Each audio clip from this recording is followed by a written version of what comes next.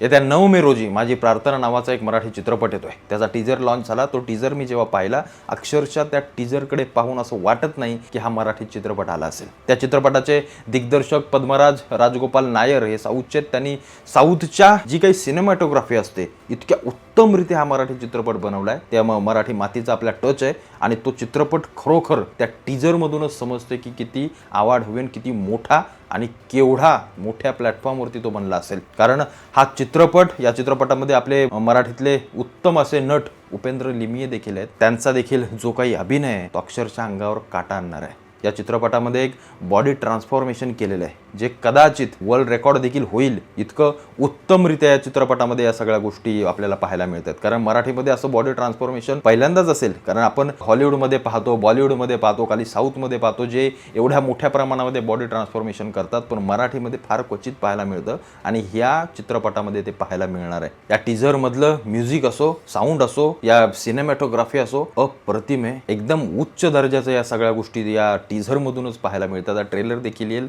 9 मेला चित्रपट देखील येईल. मराठीमध्ये हा चित्रपट मोठा झाला पाहिजे, गाजला पाहिजे आणि अक्षरशः असे चित्रपट मराठीमध्ये फार कमी पाहायला मिळतात आणि अशी सिनेमॅटोग्राफी तर क्वचितच पाहायला मिळते. त्यामुळे हा टीजर तरी अप्रतिम वाटला. आता बघूया ट्रेलर नक्की कसा असेल. मी ट्रेलर रिव्ह्यू सोबत देखील तुम्हाला भेटेन.